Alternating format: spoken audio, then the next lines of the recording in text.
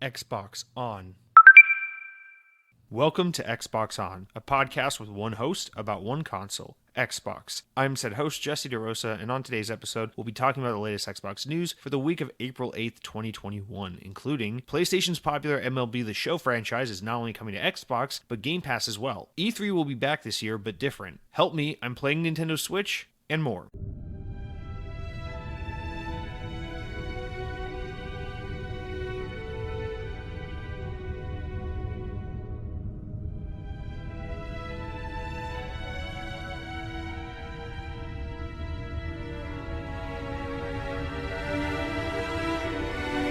In standard Xbox On fashion, I need to begin this week's episode with a bit of a conundrum or a question I have to pose to you, the audience, as a result of a conversation that happened at work earlier this week, late last week, I don't remember, but here's a lowdown, okay? You cool Xbox gamers, let you in on a little scenario. So listen up, okay? So I'm at work the other day, and one of my coworkers is inquiring about a tent, I suppose. I don't know, maybe he's going camping or something. He's just asking about a tent, and he asked someone else in the office, oh, how much do you think this kind of tent runs, whatever. And they're talking about prices of tents and camping and other outdoorsy things, and I'm listening in, and in typical Jesse fashion, I butt in where I wasn't prompted, and I say something to, I don't even remember how where my tiny brain came up with this idea, but I brought up a bounce house as an idea for a tent.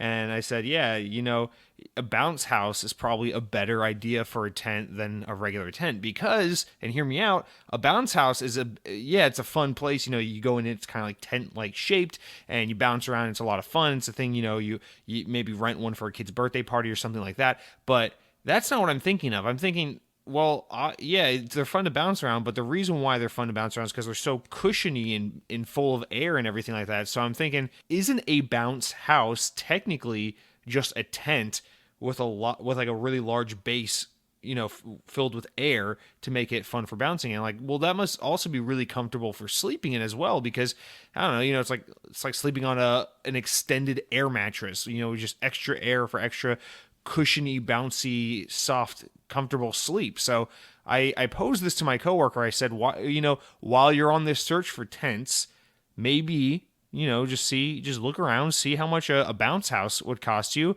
and see how portable one of those suckers are, if you deflate it and fold it up and put it in a trailer or in a truck or something like that. If you were to go camping, I've never seen one get set up. I know they're quite large, but I assume you can get a smaller bounce house. So I want to put this out there to the audience. What do you think? Is a bounce house, the item we typically see at wealthy children's birthday parties, would that be a suitable replacement for a tent, especially if the main feature of the tent that you're prioritizing, the number one thing you're looking out for is comfort, for sleeping in? So I want to put that out there to you. What do you think? I'm thinking you get a bounce house. Obviously, it's shaped and kind of protected and built similarly to a tent, but you got that really comfortable, bouncy base to lay on. You just put a little pillow there. I think you're sleeping great. I don't care if you're in the middle of the wilderness. I don't care if it's winter, summer, whatever it is.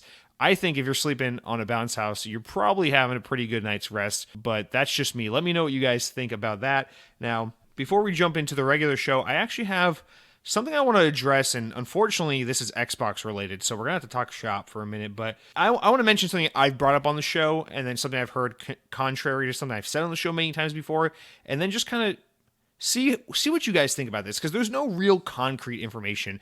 As is the case with a lot of things regarding Xbox these days, the way people like Phil Spencer and Aaron Greenberg talk about these kinds of subjects is so vague, it's so shrouded in mystery that it's really hard to tell what's actually going on here. And I think a lot of times it's, I'm being really vague right now, but maybe I should work for Xbox. But anyway, I feel like a lot of times we see this with modern Xbox, which is just someone high up says something really vague and ambiguous instead of just saying what's going on, and then the Xbox community gets really distracted and rips apart, a narrative or builds a narrative based on something that was never really definitely said or concretely laid out to begin with.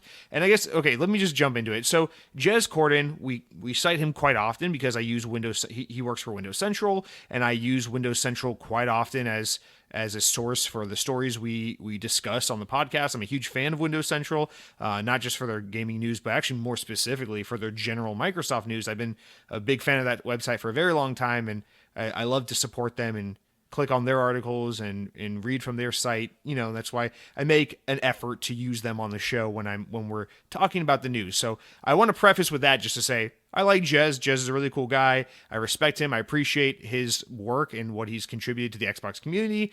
But he tweeted out earlier this week and said, let me just read the tweet. He says, "Don't believe this idea being pushed around by some that Xbox Game Pass isn't making money and it isn't sustainable.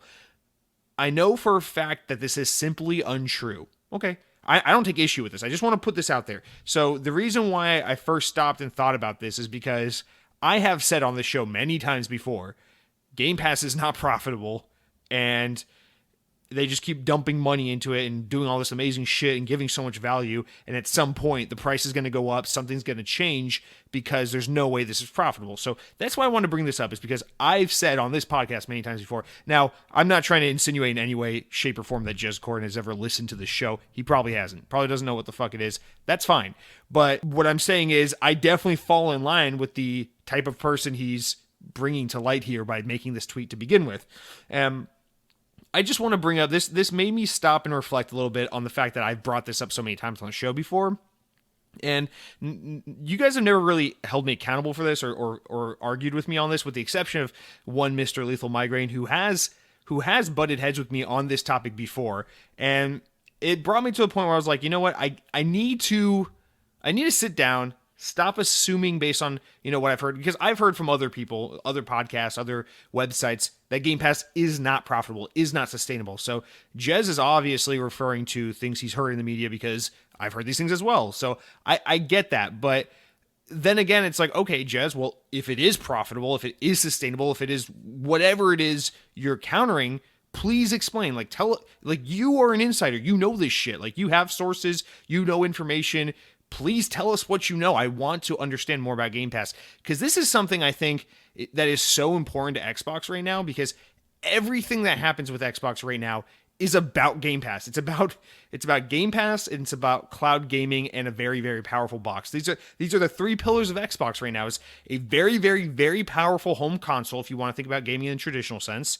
And then it's about playing games anywhere and everywhere you want, which is cloud gaming, PC, etc., anywhere where Game Pass exists. And then the third pillar is Game Pass itself, which is the subscription service where you have unlimited access to so many fucking cool games because Xbox likes to give you a lot of value, whatever.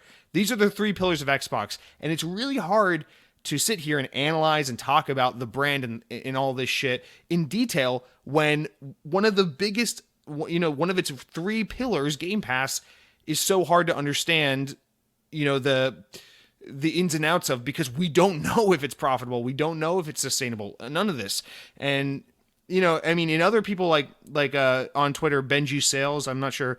Some of you are probably familiar with him. He's pretty notable on YouTube and Twitter, or I think he's on YouTube. I've never watched him, but I followed him for many years on Twitter at the very least. He even chimed in and seconded Jez Corden by saying, yep, it's only going to become more sustainable with more time. Going on to say, when Microsoft can get 40 million plus subscribers, they're already halfway there, 20,000 Game Pass subscribers is what he's saying, the amount of monthly revenue coming in will be astronomical. So again, Benji Sales, I respect you. I've followed you for a long time. I enjoy your input and your feedback into this community. But again, it's like, you guys, I defer to you guys because you know significantly more than I do. You actually have sources, unlike me, so I defer to you. I don't think you're sitting here and lying to the community. I don't think you're paid off by Xbox to try and make it seem like Game Pass is great and all light. I don't think that's the case. So I'm just asking, what the hell is the story then? What are we missing? Why do people believe it's not profitable when in fact it is? Tell us the story. And I just had to bring this up because I've said many times on the show before, Game Pass is not sustainable. Game Pass is not profitable. And here we are with, just the opposite being stated. And I don't really know what to believe, because there is no report that these are the numbers, or this is what's happening, or this is Microsoft's plan. Now, listen, Microsoft is one of the ultimate, most wealthy companies in the world. Microsoft has more money than most countries do. Microsoft has so much fucking money.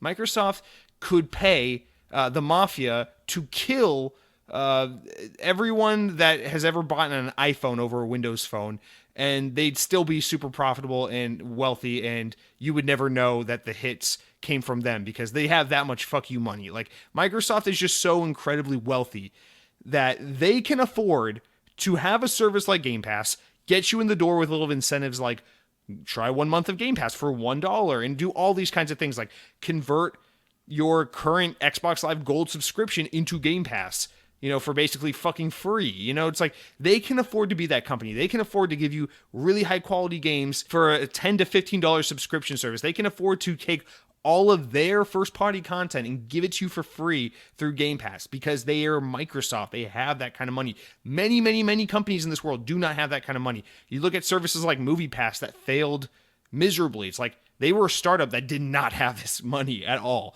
You look at a company like Sony and you say, well, are they going to respond with a Game Pass service? Dude, Sony can't respond to Game Pass. Like, that's always the question is like, how is Sony going to react to Game Pass on Xbox? It's like, you see like Sony responding to Game Pass sometimes by being like, well, we believe in the quality of our games and don't think we have to throw a large quantity of free content to get players to come here and stuff like that. It's like Sony, like, I don't think people even understand. Sony has to have that response because they cannot afford to respond to Game Pass. That's how fucking rich a company like Microsoft is. So I get it. I get that Microsoft can dump endless resources into a program like this. If like there's Microsoft, Xbox, these are companies, brands run by people infinitely more intelligent than I will ever be. And I'm sure there is a massive plan for Game Pass where it maybe involves fucking 5 to 10 years of investing in this program with the idea of it not being profitable until like fucking 2030. I don't know. I'm like, I have no knowledge. Until someone with the inside knowledge reports and gives us the scoop, I will never truly know. It is all conjecture from me until then. But I have to bring this up because I don't, maybe the situation with Game Pass is they're actually making a decent profit, but they don't keep any of it. They actually just take everything they make from Game Pass and just dump it back into the program. And that's why, today we'll get into the news. There's a bunch of awesome Game Pass news this week that probably involves Microsoft spending a shit ton of money. And so I don't know. Maybe it's that Game Pass would be a profitable subscription service if it weren't for the fact that they're taking everything they're getting from it and just reinvesting it and then some into the service. I don't know. Maybe it's actually profitable as is right now and I'm just stupid. I don't understand how money works. But it is just unfathomable to me to believe like, oh yeah, a game like Halo Infinite, which has just cost so many millions of dollars to develop because of how many years it's been in development, the delays from COVID, and just what a high ambitious project it is to begin with. It's like that is just one of many, many, many, many, many titles you can just play on Game Pass for $10 to $15 a month. The fact that, you think about like, it's one thing when Game Pass gets a third-party title to launch into Game Pass. It's like, well, yeah, Microsoft paid that publisher or whoever a lot of money to get that game into Game Pass. It's like that happened, done, right? Or they pay month to month or whatever to have it in Game Pass, whatever. But you think about a game like the next Forza, Fable, the next Elder Scrolls, Halo, whatever it is that is a Microsoft owned product. It's like they're not only missing out on you spending $60, $70 for these games because you have it on Game Pass, but they're also investing millions of dollars to have these projects built by teams of hundreds of people that they own, these studio, or not the people, but the studios rather, they own. And like just the amount of development costs associated with these projects and then you just multiply it by the number of first party studios they now own and all the projects they're funding, plus all the third parties and all this stuff. And you just add up the costs and you're like, holy fucking shit.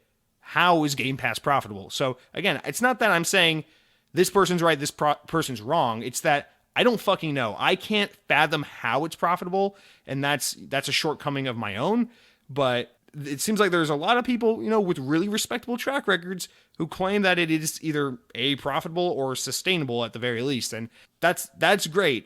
I'm waiting for the inside scoop. So I want to bring this up mostly just to hold myself accountable for something that I've been saying for a long time that may or may not be true, but also to just say, like, understand anytime we have a story that relates to Game Pass and I try to analyze it or give you my opinion, my take on it, there's always that caveat of like, everything is contingent on whether or not Game Pass is sustainable or profitable because because the way they make their acquisitions, they make their deals, they make their moves is all dependent on what the game plan is for the platform. And if I don't know if this platform is profitable now or will be profitable in a million years or whatever the case is, it's hard for me to try to get in the heads of these executives and these deal makers and things and figure out why this happens or why this doesn't happen or why this thing did come to Game Pass or how they afford to make that move or whatever it is. It's really hard to analyze and add to these conversations when there's just so many question marks. And we're so used to like when I really look it up and try to find answers, there's other games media websites that just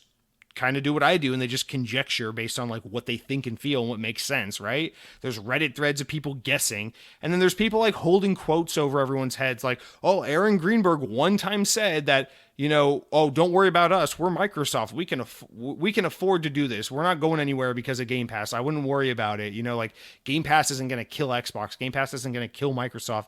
And it's like, okay, well, again, that falls in that category of like just vague, ambiguous Microsoft executive people just saying shit. It's like, that doesn't tell us anything. That doesn't mean Xbox, that doesn't mean Game Pass suddenly is or isn't, a profitable service. So I don't know. I'm not really coming to I didn't bring this up to come to like a specific talking point, but just to kind of bring up what a mess this kind of conversation around Game Pass is.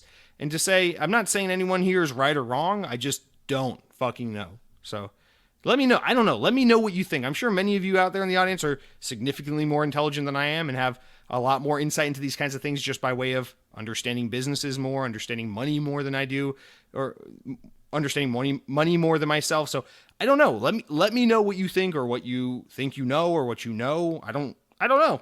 It's fuck you, Game Pass. Why you gotta make Xbox so complicated? All right, that's that. Now we're going to go back into the part of the show where it's simple and we talk about the bouncy houses and the Taco Bell and everyone thinks I know about the Xbox again. So let's jump into our comments, shout-outs, whatever from the audience. This is how we do Xbox On. We sit here for an hour and we talk about non-Xbox related things based on your questions and feedback from previous episodes. And if you don't understand why we do that, or if you don't like that we do that on an Xbox news-related podcast, then you can kindly go fuck yourself. So remember, head over to youtube.com, search up Second Best Gaming. That's the channel. You can find the Xbox On playlist there. Click on the latest episode, leave a comment, say something really nice like Mountain Dew Voodoo was a delicious limited time flavor of soda, and I hope to see it return for the Halloween season of 2021. That's the kind of comment that will get you read on the air. Our first comment here comes from Mr. Dead Captain James, the OG commenter, the father of commenting, if you will, because as far as I'm concerned, internet comments didn't exist until Xbox On hit the scene. So Dead Captain James writes in and says, I finally have, this is the update. Remember, Dead Captain James was suffering from the COVID-19. And now we have an update, part 2, where he says, I finally kind of have my taste back and I made a special trip to Taco Bell last night just for you, Jesse. However, I ordered the only thing that my stomach can handle, and it was 4 spicy potato tacos. All right, Dead Captain James, first of all, that's so sweet. More importantly, I just love this sentence of, I ordered the only thing my stomach can handle, and then followed by 4 spicy potato tacos. Because, like, if someone's like, oh man, I'm not feeling too well, my stomach can't handle anything too super serious, I gotta kind of order light. You're like, oh, okay, you're gonna get like fucking, I don't know, like a piece of bread or like some soup or like like a soup, something safe, like bread, soup, salad, something kind of easy, maybe not too acidic or something like that. And you're just like, 4 spicy tacos. It just sounds like the exact. I mean, I'm not here to tell you how your body reacts to certain foods. That's between you and your biological makeup. So listen, I'm happy your body can handle 4 spicy potato tacos from Taco Bell. That's as far as I'm concerned, that's borderline a superpower. But I just think that it sounds funny to just read off the tongue like that. But I'm glad to hear you're starting to feel better. Glad to hear you had some Taco Bell, and hopefully your body not only reacted well to it, but hopefully having those spicy potato tacos gave you the itch to continue to go back for more. Because quite honestly, I'm pretty sure Taco Bell may be the natural cure to COVID. I'm not saying it is or isn't. All I'm saying is I haven't had COVID, knock on wood, and I have had Taco Bell many times since the COVID pandemic began. So not saying it's the cure, but not saying it isn't. Mr. Miggy jumps in and says, I have to add, I'm looking forward to playing Truck Racing Championship. Mr. Miggy, that's why we keep you around. It's because you got those good takes. So maybe Mr. Mickey and I will be the only two playing Truck Racing Championship from Xbox Games with Gold this month. But that's just because we got exceptional taste. Now, Flips Mad Max comes in and says, new Pepsi flavor, Pepsi Mango. Don't know how I feel about it. Flips, I've seen this in stores. I know what you're talking about. I saw it at the shopping mart the other day, and I said, ooh, Pepsi Mango. And look, they even have it in a zero sugar variant. So considering my new diet, I can even partake. And I passed it up. I said no. We went with the Diet Dr. Pepper that day, but I did notice it. I noticed it was there. It was real. And keep in mind, remember like maybe 2 or 3 years ago, Pepsi started doing like seasonal spring, summertime variants. They had like a berry Pepsi, a lime Pepsi. I thought they had a mango Pepsi back then. Maybe they didn't. But this is kind of in line with that. So this isn't the first time we've seen something of that variety, and I'm happy to see it back. I think the idea of mango and cola could work quite well. So I'm not opposed to it. But update, the other day I come home from work and my girlfriend did the grocery shopping this week. Thank God, I hate grocery shopping. Try to switch off as much as possible. But anyway, she did it this past week, and she picks up some soda because I put on the list like get some zero sugar soda because I'm on this diet, and sometimes drinking like a 0-calorie soda will help kind of suppress my appetite so I don't go over my calorie goal. And what does my girlfriend do but goes to fucking Walmart or wherever the hell she went and buys mango Pepsi regular. Just regular 180 calorie can mango Pepsi. And I'm like, what the hell? Man, it's like you're just like, oh, not only will I slap Jesse in the face by getting, a regular soda with calories, but I'll also choose the new interesting flavor so that he's tortured by the fact that he can't try it. So I'm not going to lie. I had a sip of her mango Pepsi the other night just to try it. It's not bad. It's not great. I don't need a 12-pack of it. It's worth a 20-ounce personal bottle just to see what it's like and be done with it, but it's not bad. My brother writes in. Usually we push my brother's comments all the way to the bottom of the comment section, but I felt bad about that. So let's put him up a little bit. He has a two-parter here. He says, one, Days Gone is also on PlayStation Plus collection. So actually, if you have PS Plus, you already had it. So that's a cop-out. They gave players 2 games, not 3. So this requires some context. So last week I was complaining because we were going over the Games with Gold for April, and I was saying, guys, Games with Gold sucks so bad. For comparison's sake, here are the PS Plus games that PlayStation gamers are getting for free in April, and I was showing you how it was a significantly higher quality of first-party titles, including the new Oddworld Soulstorm game, which is a brand new PlayStation 5 exclusive game that you just get with PS Plus. So that's where that came from. But my brother writes in to say, hey, Days Gone was on the PS Plus collection, so technically people have already had it for free. I just want to make this clarification. PlayStation Plus collection, for those who don't know, it's like 20 PlayStation 4 games that you just get for free for having a PS5.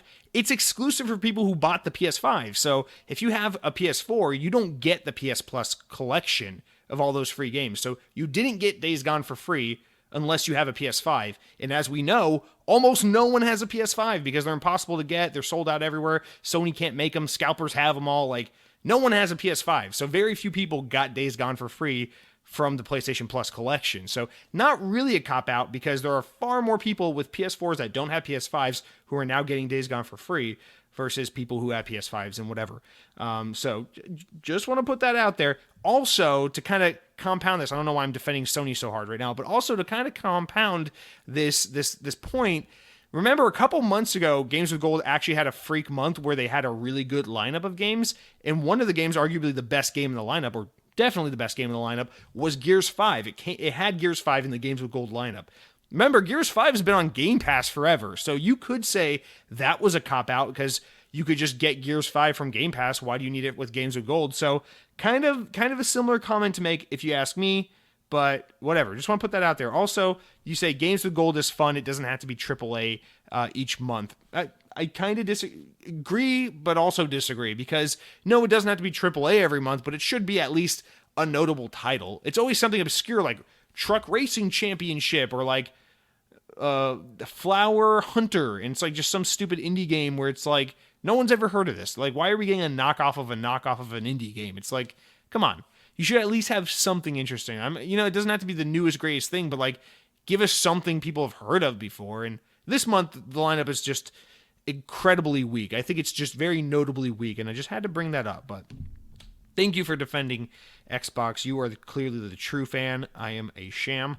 Next, Lethal Migraine says, Mixer didn't fail. Mixer was making quite a bit of money. Microsoft failed Mixer by shutting it down for no reason at all. Lethal Migraine, the emotionally driven fanboy inside me wants to side with you and agree and go, yeah, fuck you, Microsoft. You failed Mixer. You failed Windows Phone. You failed Zune.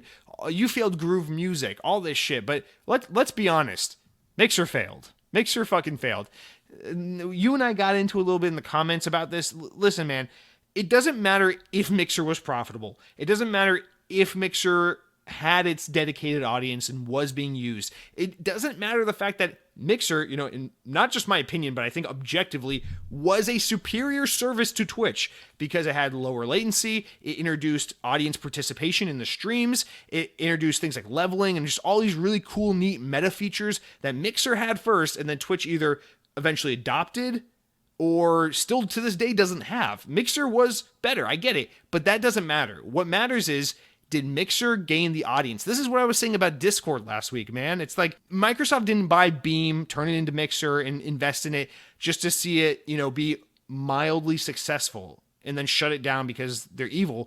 Microsoft is a massive company that makes massive shitloads of money, and they are looking for new business ventures that are going to make massive amounts of money. Listen, if I am a small business owner and me and some friends invest, get in this little investment pool, and we start a little Mixer service, and Mixer takes off and becomes as big as Mixer was under Microsoft's reign, me being a little small nobody business owner would be thrilled with that, and I would put my all into Mixer and try to grow it into what it could be and just be super happy with what I've accomplished and what we've built. Great. Microsoft is not like that. They're not looking for what is quite literally chump change. It is a waste of their resources. It is a waste of their time. It is a waste of their effort to be like, oh, well, Mixer is technically turning a profit, but it's like, okay, well, relative to fucking Office and Teams and Windows and Azure, it's like, how is Mixer doing?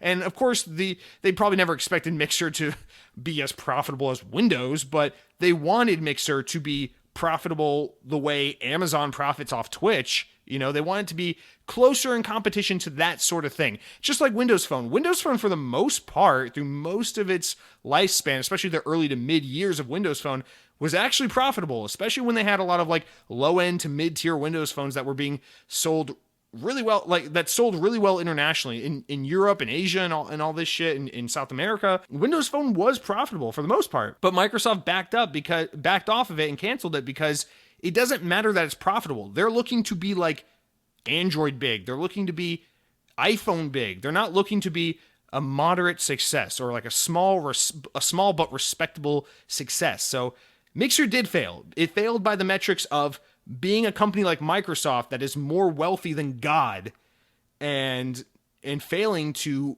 be another massive gold mine, of a business for them. And so in that respect, Mixer failed. And that's what I was saying last week about Discord is the reason why they would spend so much on a brand like Discord isn't because they couldn't ever build something like what Discord has built. It's because Discord has the most valuable thing, which is the massive, massive audience. It has the brand recognition, the cachet. It is people's default place when they say video games, some kind of service for chatting and group talk and things like that and communication. People think Discord. They think Discord before anything else. And that is a very, very, very hard thing to build and create. And it's very, very valuable. And that's why something like Discord is worth so much money. And that's why something like Mixer failed. Because even if it was making some money, it wasn't lighting the world on fire. People weren't talking about it. When you said video game streaming, people thought Twitch. They didn't think Mixer. In fact, they thought Facebook before they thought Mixer. In fact, they thought fucking YouTube before they thought Mixer. Mixer was not even close to competing with the likes of Twitch, and that's why it failed. It's not about money. It's about mind share and market share. It's about having that audience. And I don't even know why we're talking about that much, but Lethal Migraine, we'll get back to you because you got something cool to say later. Joe Murphy jumps in and says, update on the Xbox headset. I got one on the 18th of March. Been using it a lot, and I think that's great. But to be honest, they're my first gamer headset ever. Well, Joe, now you're just rubbing it in.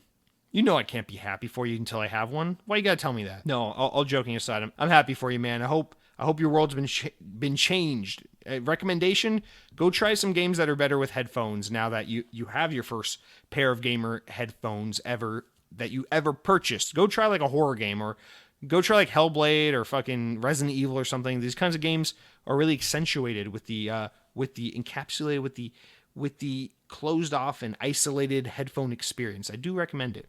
Mr. Miggy jumping back in as if he didn't already get read on the air today says, I've got a big problem, Jesse, and I don't mean my soda addiction. B&O released an Xbox headset and I want it, even though it's $500. Also, I'm glad MLB The Show is coming to Game Pass. Ooh, why are you beating this to the news? Because I was going to boycott it for being $70 on current gen. Well, Mr. Miggy, we'll jump into that later. But here's the thing, man. We talked about it very briefly, but yes, B&O, $500 Xbox headset, very, very premium headset, very premium brand. Listen, Mr. Miggy, here's the thing. It's your life, it's your money. If you have the money, if you have the means to do so, and it would make you happy and you would get enjoyment out of it, why the fuck not? You know, it's your life. Live it how you want to live it. If a $500 headset is going to bring you some joy and you think it's going to be worth it for you in your situation, treat yourself, Mr. Miggy. After all, you're clearly a very next-gen, high-level Xbox fan because you listen to sophisticated podcasts such as this one, so why not have a sophisticated, high-end headset to go with it? Just saying. Now, OG Man says, being a sports fan, especially baseball, and not playing since MLB 2K12 on the Xbox 360, are we not hyped for this announcement? And you're, of course, referring to the big news. Guys, you're getting so close to the news. Hold it in. Hold it in your pants, you little splurgers. Hang on. We'll get there. But yes, very excited for this announcement. Stay tuned to the news. Now, YouTube censored this comment, so I want to put this out there. Mojo commented in, I was basically a little-brained Neanderthal till I got a Series X and found the Xbox on podcast. Now I'm looking like one of the aliens from Mars Attacks. Also had a few Zunes back in the day. And then it continues on, but I just got the notification, screenshotted it, and then went to the comment, and YouTube deleted it for some reason. So, Mojo, I want to let you know, appreciate you writing in, appreciate the comment. Fuck you, Google, for censoring. God damn it. First they took Donald Trump off Twitter, and now they're censoring Mojo from the Xbox On podcast. But no, I appreciate you writing in. I want to say, of course you have a giant alien brain, a next-gen alien brain. Quite honestly, your brain probably has a fucking ton of SSD storage and high-end NVMe RAM because, I mean, let's face it, you're very slick if you're listening to the Xbox On podcast. But glad you're enjoying the show. I'm glad you got your Xbox Series X. Mojo, stop getting yourself censored with all your controversial takes. But then Sam Torres comes in with a comment that didn't get him banned somehow and says, like it or not, Dollar Shave Club will be here eventually as an advertiser.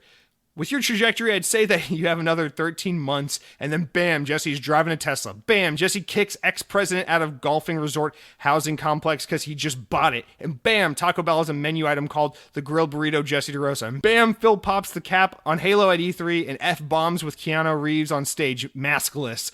And one last bam, Dollar Shave Club isn't really a German razor blade factory. The company is on the German-China border, and that announcer is a fucking actor. Get paid so Lala can go to college. Wait, did I say 3 months? All right, Sam, as usual, I probably butchered your comment, but I appreciate the energy and I appreciate the creativity going into it. Listen, we're gonna get that cat to college, regardless of whether or not we monetize this podcast. So, you mark my words, my cat will be college educated. So I do appreciate you looking out for her like that. But yeah, I mean, man, dude, it's like, I'm not saying, I'm hot shit and my show is successful and should be recognized as such. But, if you're Xbox, if you're Tesla, if you're Taco Bell, if you're Pepsi company, maybe throw your Xbox host a little bone here, because I'm not trying to talk your brand up. Let's be honest, your product sells itself, but I'm also not hurting your brand either. I am quite a connoisseur of the high end gamer lifestyle, including the Taco Bell diet and the interest in cool electric cars that 90% of people will never be able to afford. And let's just be honest, I have nothing else to say. Sorry, but thank you, Sam. Joe Murphy jumps in and says, I would love to go to Taco Bell. I would love to go to a Taco Bell themed park. Random, who remembers dial-up internet? Joe, I remember dial-up internet, and I'm not even that old, man. I remember dial-up internet. It was the phone number is 888-624-4737, and you go, hello, internet, and you dial it up. Internet. Internet is, I remember dial-up internet. Yeah, I don't know what to say to that, Joe. I remember dial-up internet. Do you remember? You know what's actually scary is there's probably actually people who don't remember. There are probably like young adults who just don't remember dial-up internet. I'm not old. I'm not going to sit here and try to yank your chain and be like, "Oh, I'm so old now. I'm 26." No. But that does make me feel old just thinking about that possibility. My mother writes in and says, "I think Microsoft is not cool because of Bill Gates. He's an old guy and I've never been able to figure him out. There's all kinds of ridiculous conspiracy theories about him, which are probably not true. But I also think he's kind of cool in that he never really cared if he was a babe or if he's a smart guy. And if he was creating something, he didn't want it to be anything that he wasn't.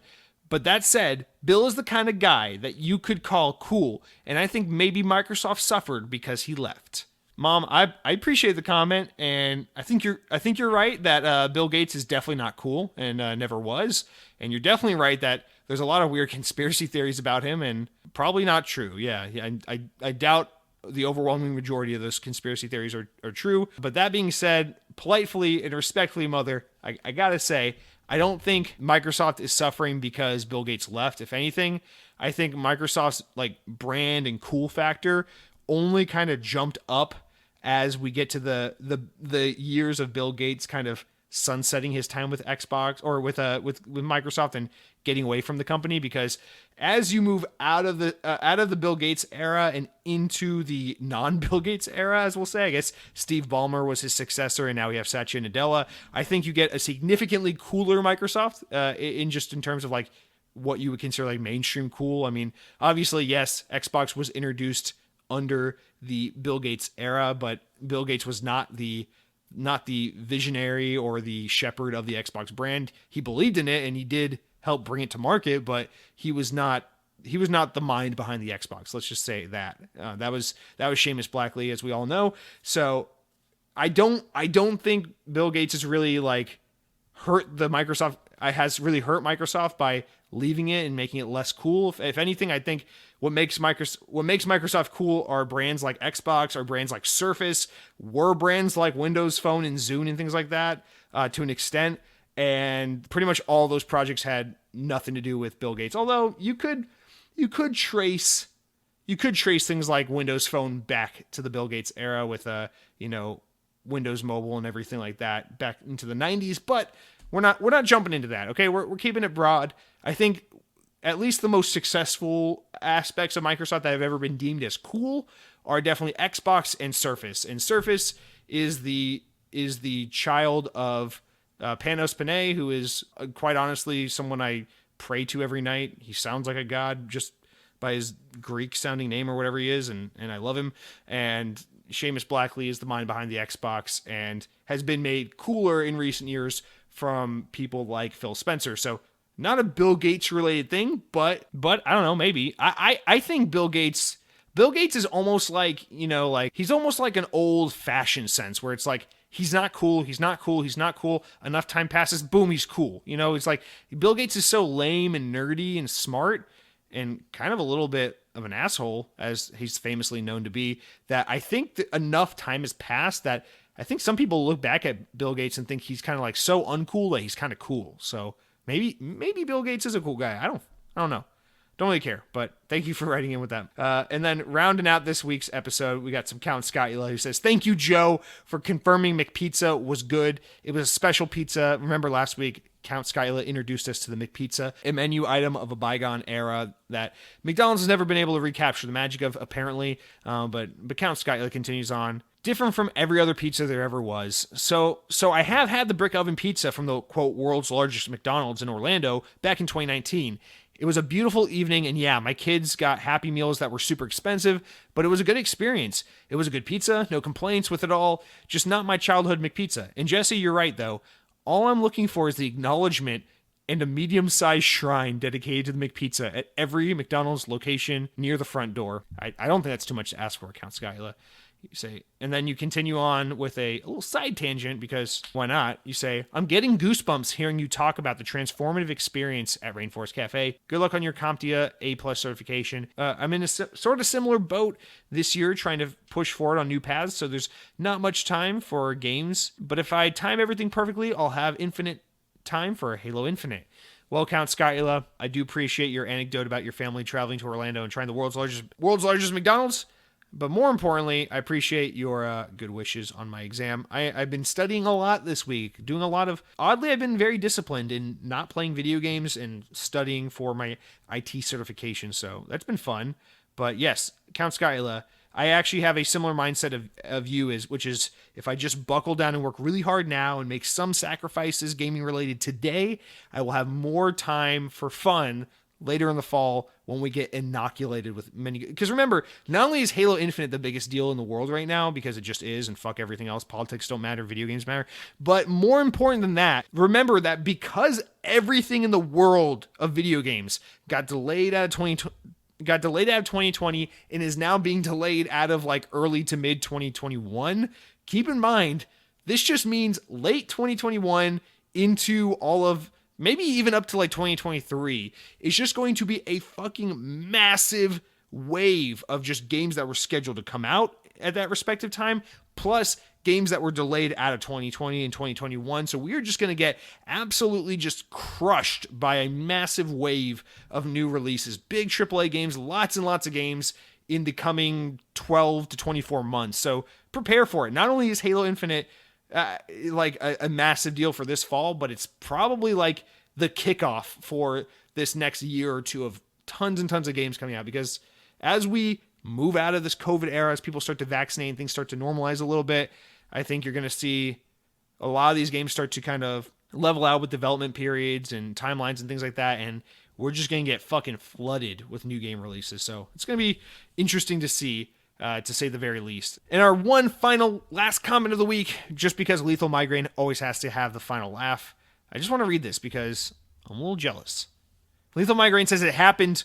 Mountain Dew is one of the most disgusting sodas there is. However, I have found the one that doesn't taste like garbage. All right, Lethal Migraine, this better be good because you're already on my shit list. Went to my local gas station, and in the fountain drink section, there was Mountain Dew Goji Citrus Berry. It's a victory for Mountain Dew. It's the first non-shitty flavor. Way to go, Mountain Dew. Okay, Lethal Migraine, don't shit on my brand. You know it's my brand.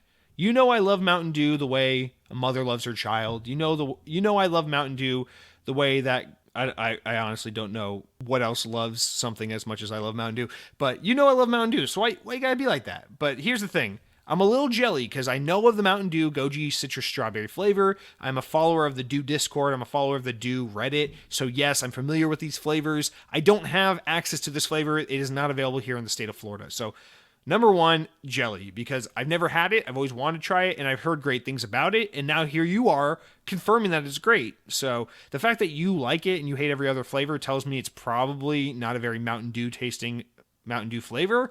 But nonetheless, I'm still intrigued and excited to one day hopefully get my hands on it. That being said, Lethal Migraine, you're just incorrect. Listen, if you want to sit here and tell me Mountain Dew's hit or miss, some flavors are good, some flavors are bad, I'll take it. But if you're going to sit here and tell me every single flavor of Mountain Dew in the history of the soda brand has been shit except for citrus strawberry, I'm going to tell you you're full of shit, because here's the deal, man. You ain't ever had a whiteout. I'm willing to put money on it, Lethal Migraine. You've never had a Mountain Dew whiteout. Comment in. Let me know. Have you ever had Mountain Dew whiteout? I doubt it. Fuck you. You haven't had whiteout.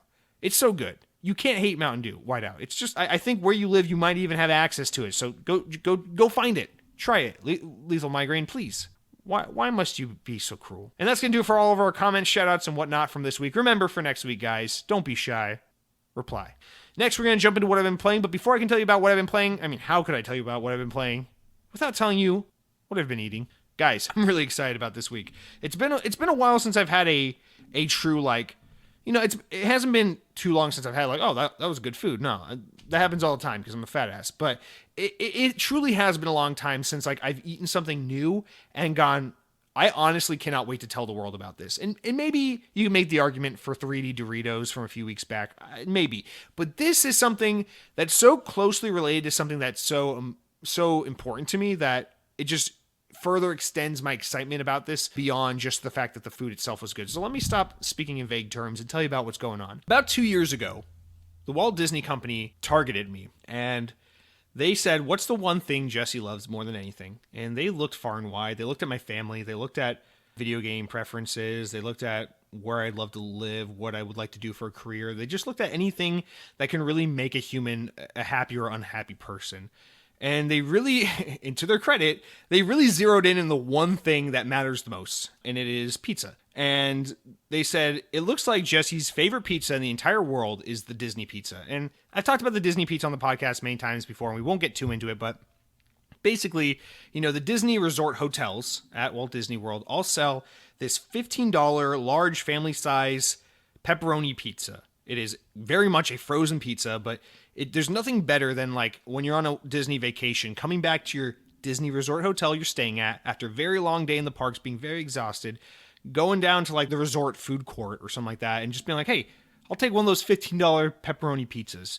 You wait there, they heat it up, they get ready for you, they put it in a nice pizza box that has Mickey Mouse on the front, and you walk back to your room, you sit down after an exhausting 14-hour day inside a theme park in the Florida sun, and you eat that Disney pizza. And it was literally all my happiest memories in all my life involve eating that pizza. But 2 years ago, Disney, in an effort to ruin my life, targeted me and found that was the thing that makes me the happiest in life. So what did they do? They got rid of it. And guys, I can go on forever. I honestly to God, I'm not even joking. I know this is going to sound sarcastic. I did investigative journalism work on what happened to that pizza. I'm not even kidding. I talked to the corporate chef of Disney Resort Hotels and asked him about what happened to it. I used to work for a Disney website, but they didn't even want that story when I got that information. I told them about it, and they actually didn't want to run that story. That was literally for me and my closure, nothing else.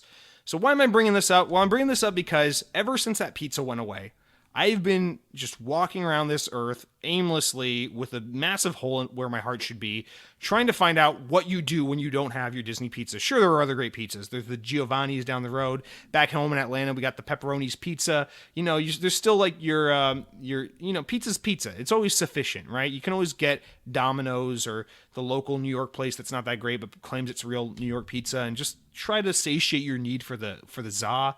But I've never found the successor for the Disney pizza. And I still haven't, to be fair, but this week I found something that's close. So you may remember the other week I said I was going back to Universal Studios. I was pretty excited. It's been a while since I've been to the Universal Orlando Resort here in Orlando, Florida, whatever. So on Friday night, my girlfriend and I go down to Universal, and we don't go to the theme park. We actually go to one of the resort hotels called the Cabana Bay, which is a really, really fun, kitschy, like family resort. That's all themed. It's like, 1950s Americana, like car culture and surfing and just kind of like black and white TV and just kind of like old school Americana culture, whatever. It's a really fun, kitschy resort. It's really cool. They have an awesome bowling alley I want to check out. Why am I telling you that? Anyway, we go down to their food court, and my girlfriend's like, let's try it out. We never really eat Universal food. We know obviously Disney's kind of famous for actually having good restaurants. Whatever. Let's see what the experience is like here. So we go to the food court at the Universal Cabana Bay Resort, which is already a nice resort. I'm already loving it. It looks cool. It's fun. Why the fuck are we hiding at a hotel when we live here? I don't know. Don't ask. But we go to the food court, and I say, okay, they have pizza. They have their resort pizza. Let's give it a try. So we go up to the counter. We order the pizza. I'm expecting nothing. Pleasantly surprised that it looks decent, but I'm expecting nothing. We go, we check out, blah, blah, blah. We go find a table, we sit down. I'm like, all right, here it is. Here's Universal's, equivalency, I guess, of like a Disney pizza, whatever. I expect nothing. I expect to bite it and feel dead inside. I bite into this pizza, and guys, it's, like I said, it is no true replacement for the Disney pizza. Nothing will ever truly replace Disney pizza. It is my one true love. But I cannot sing enough good praises about this pizza. Universal went above and beyond. They went and knocked it out of the park.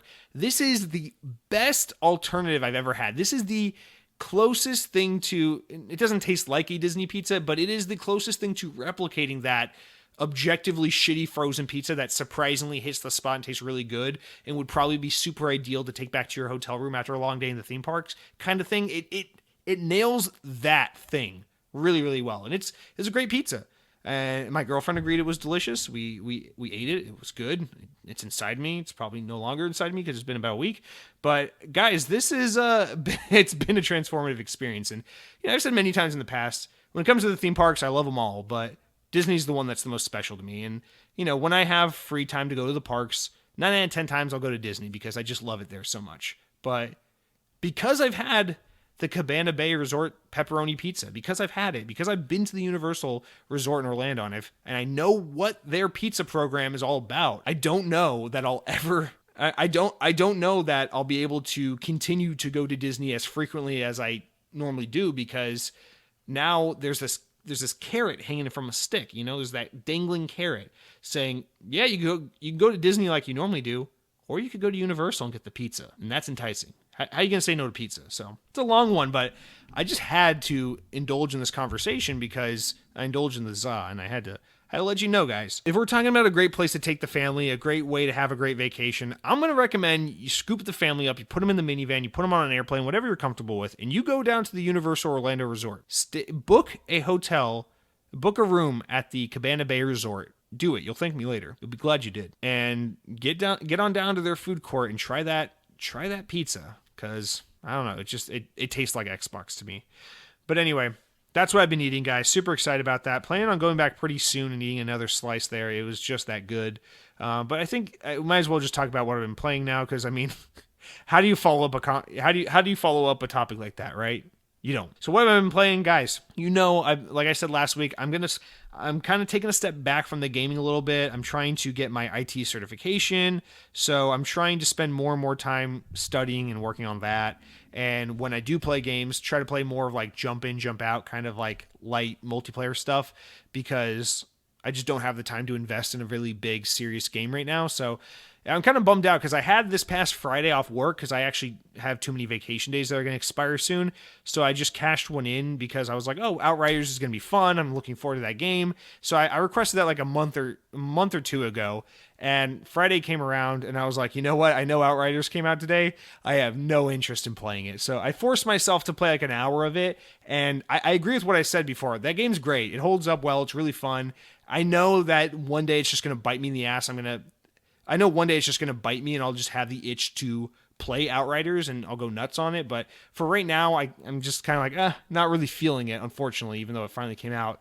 So that kind of sucks, but I'll get around to it for sure. So yeah, I mean, I spent a lot of the weekend just trying to study, just trying to catch up on some work. But when I did have free time, I dabbled in a little bit of Mario Galaxy on my Nintendo Switch, played a little bit of that. I've just been, now that PlayStation's announced they're getting rid of the PlayStation Vita storefront, I'm like, well, now I need a new dedicated handheld gaming thing to play all my obscure Japanese games, because PlayStation Vita is going to be unsupported pretty soon. There's not going to be a way to get on the store and buy new games, so I don't know what to do. So I'm like, okay, I sit here on the show and shit talk Nintendo all day. Let's give the Switch a try. I never really go on my Switch on the eShop and like really explore what all is there anymore. I'm like, let's do this. And I'm just looking around. I'm like, you know what? In Nintendo's defense, the Nintendo Switch has really become a premier console. And I guess in a way, Nintendo's really been this for a very long time anyway. But Nintendo Switch is really the premier place if you're looking for a gaming device that just has a lot of weird Japanese shit. And for some reason, like, I like portable gaming being that, because that's what I did with my PlayStation Vita so much.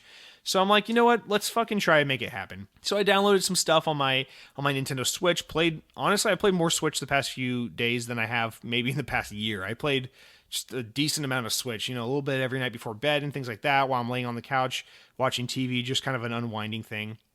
And yeah, I downloaded Ys Origins, spelled Y-S, Ys Origins. It's kind of like a Japanese, like, action hacky slashy dungeon crawler type game. It's fun. The story's really boring, characters are really boring, and the world doesn't grab me that much, but the gameplay's pretty good, so might stick with that. I don't really know. And then I downloaded the Monster Hunter Rise demo, and man, it's weird because I skipped Monster Hunter when they did Monster Hunter World on Xbox and PlayStation, and that's like the one that made that franchise popular in the West. A franchise that's always been big in the East, but that Monster Hunter World on Xbox and PlayStation really made that franchise finally a thing here in the West. And I totally skipped that game because when it came out, I was just like, I've played so much Monster Hunter on 3DS and on Wii U. I don't care anymore. But I don't know. There's something about Monster Hunter in Nintendo portables that just feels so right to me. So I downloaded the demo for Monster Hunter Rise, which is the brand new Monster Hunter game. I played it for about an hour. I was like, you know what? I don't think I'd spend $60 on this because I just cannot dedicate the time to it right now. But I remember how much time I used to pour into like Monster Hunter 3 Ultimate and Monster Hunter 4 and shit like that. Like, this is fun.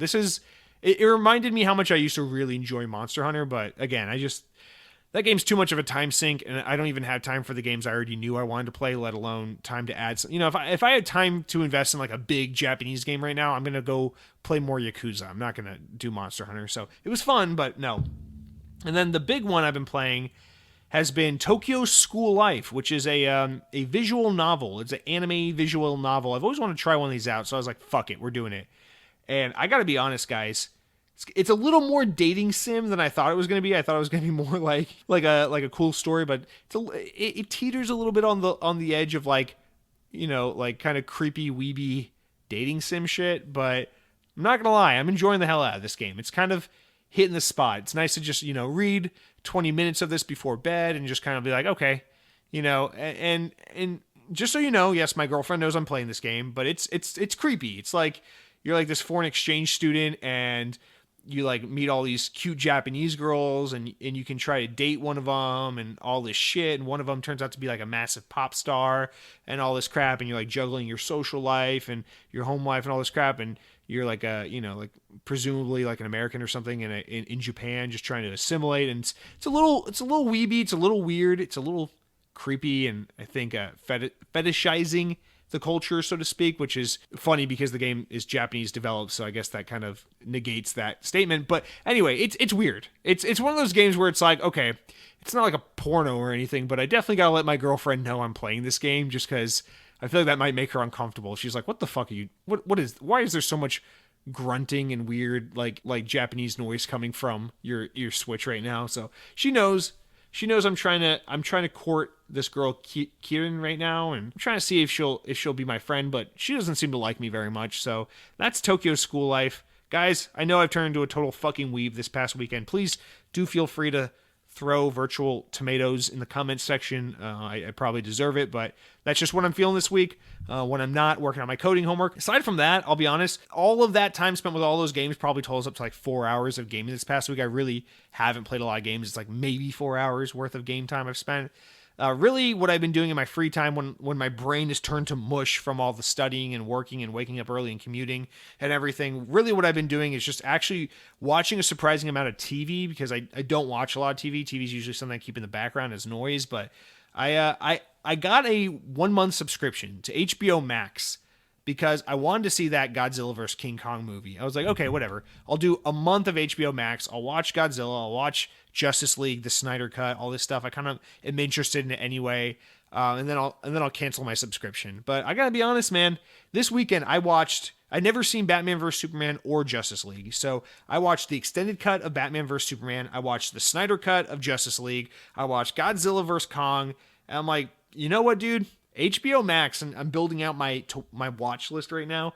HBO Max, as much as I hate to admit this, is really good. It's got a solid lineup, and I'm not going to let myself continue the subscription because I'm tired of subscription services. There are too many of them. I'm happy with just Hulu and Disney Plus. That's all I need. But fuck, HBO Max is really good. So I want to put that out there. Godzilla versus King Kong. I feel like it was a little for a dumb action movie. I feel like it should have had a little bit more action. Like, I like the little girl and King Kong narrative thing. That was really cute.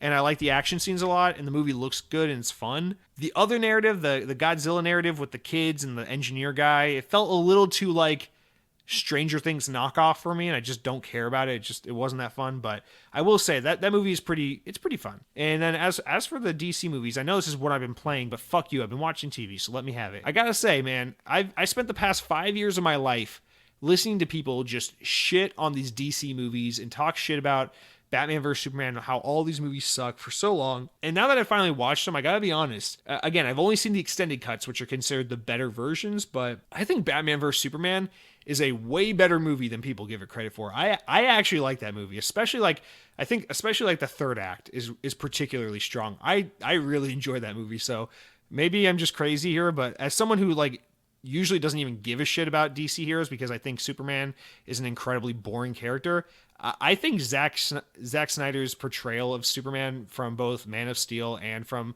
Batman vs. Superman, I think makes an otherwise really lame character a pretty compelling and interesting character. I don't know. I enjoy that movie quite a bit. Justice League, on the other hand, I think that movie's a lot worse. That movie's really fucking full. I can't believe I watched 4 hours of Justice League. I got to be honest with you. Again, I think the third act is the strongest part, or that movie is more like a 6 or 7 act movie. But the last part's a little better, but god damn is that movie like packed full of shit I don't care about. Like I don't care about mermaid people, I don't care about gladiator, Spartan people, I don't care about any of that.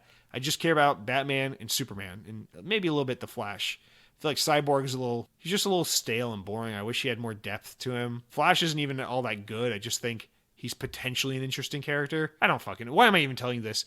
Batman vs. Superman was good. Godzilla vs. King Kong was good. That's all you need to know. Guys, that's what I've been playing. That's what I've been watching. That's what I've been eating.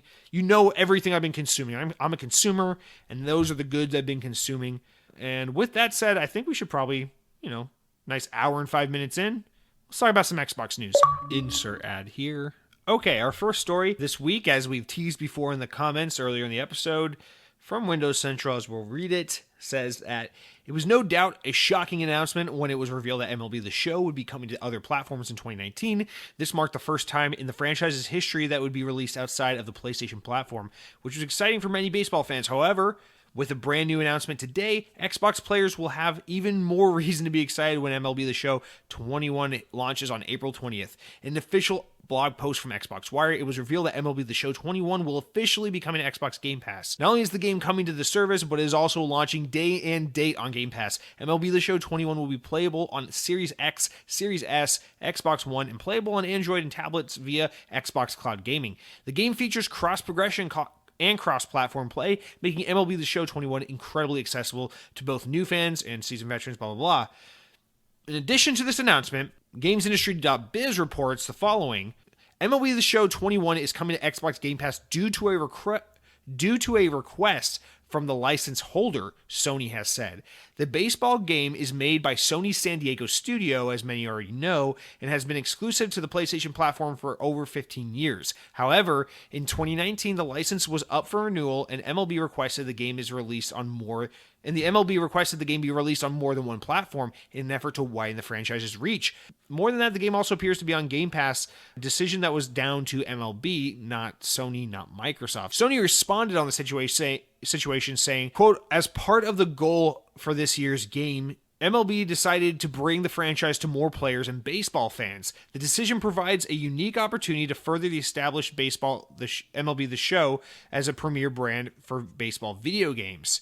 Not that there are many others. End quote. It's not common to see PlayStation first party.